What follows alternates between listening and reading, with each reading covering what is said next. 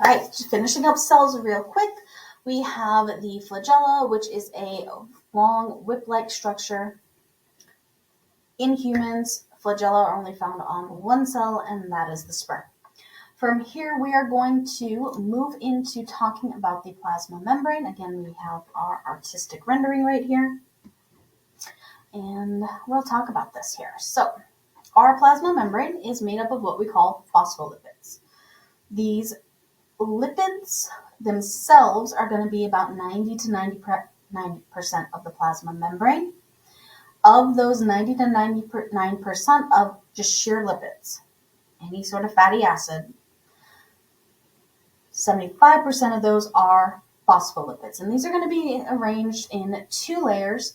Phospholipids have a hydrophilic head, which is a phosphate group, and hydrophobic tails.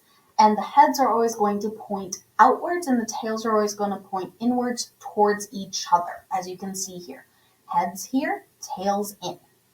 And this is because the tails don't like water. They are hydrophobic. And so they don't want to be exposed to the extracellular fluid or the intracellular fluid.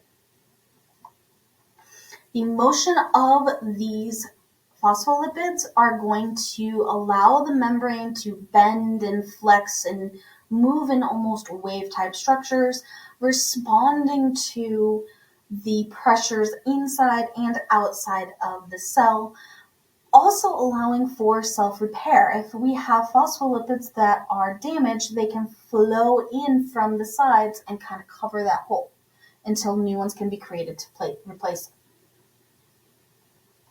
Also found lipids-wise, we're going to have cholesterol. Cholesterol is going to make up about another 20% roughly. If we have a low concentration of cholesterol embedded within the phospholipid membrane, we're going to have a much more rigid membrane. It's going to be not as flexible. If we have a higher concentration of cholesterol, it's going to be much more fluid and dynamic and able to respond to what's going on around it. Now, there's something called glycolipids. Glycolipids make up about 5%. They're going to only be found on the extracellular surface of the outward-facing surface of the plasma membrane, and they're complex. They are a combination of both lipids and carbohydrate chains.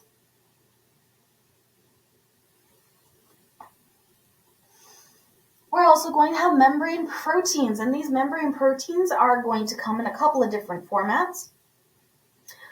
Membrane proteins are super, super important, but despite the fact that they are super important, they typically only make up at most 2% of the molecules that we find in the plasma. Even though they're only 2% of the molecules, they typically make up about 50% of the actual weight of the membrane. Why is this? Plasma proteins tend to be large. These are large, complex chains of amino acids, far greater in scope than your phospholipids. Now we're going to start off with talking about integral proteins. Integral proteins are going to pass completely through the membrane. They're going to have sections that are both connected to extracellular fluid areas and intracellular fluid areas. In between the extracellular and intracellular fluid areas will be a hydrophobic region, and that hydrophobic region will be embedded within that phospholipid bilayer. The ends, which are exposed to the intra and extracellular fluid, are going to be hydrophilic in nature. Most of our most of our integral proteins are going to be glycoproteins, meaning they are combined on the extracellular side of them with a carbohydrate chain or chains. Now, some proteins are going to be what we call peripheral proteins. They are found on just one surface. They do not go into the membrane at all. They are right on the outer surface, right on top of the phospholipids. Typically, these are going to be found on the intracellular surface and act as an anchor for that cytoskeleton. So all of those microfilaments, microtubules can connect to these peripheral proteins, anchoring themselves to this membrane. All right. Now, depending on the shape and structure of these proteins, what they're connected to, they can do a variety of different things. They can be receptors, and they can be secondary messenger systems, they can be an enzyme, channel proteins, carriers, motor molecules, cell identity markers, so what allows your white blood cells to say, hey, this belongs. Cell adhesion molecules. They have a wide variety, and down here are just some examples.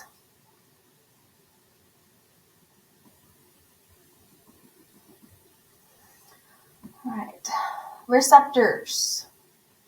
Receptors are proteins, membrane bound, that receive a chemical messenger from another cell. And this chemical messenger has to match the receptor. So I can't have an acetylcholine trying to bind to a receptor that only accepts glucose or insulin. Typically, what ends up happening is when this molecule, this substance, binds to the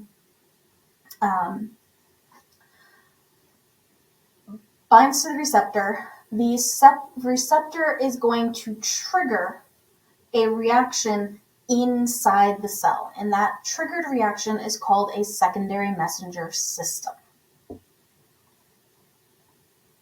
Enzymes are involved in a variety of procedures and processes within the human body and the cells. The structures, or the enzymes, I should say, are typically talked about in response to helping to break down and break apart larger molecules into simpler molecules. However, they can also be involved in helping to put substances together, put molecules together. Basically, what an enzyme is, it's a catalyst, as we mentioned. And catalysts just speed up a reaction. They're also called channel proteins, not enzymes. Proteins embedded within the membrane. They can be channel proteins. What's a channel protein? Think of them as a hose. That's got a lining with an opening in the middle. It's embedded in the membrane, and it allows whatever fits the shape of that opening to enter or exit the cell easily. Some channels are constantly open. Some channels are gated, and these gates can have a variety of triggers. Some are ligand gated, meaning they have to bind to a messenger in order to open or close. Some are voltage gated, meaning the membrane potential has to change in order for this channel to open or close. And some are mechanically gated, meaning they are going to respond to some sort of physical stretch or pressure type mechanic. Channel proteins are super, super, super important in nerve signal conduction and muscle contraction, and so we'll talk about them more there, especially in physiology. They're also can be pumps. If they are activated with ATP, they can actively work to move molecules in or out of the cell.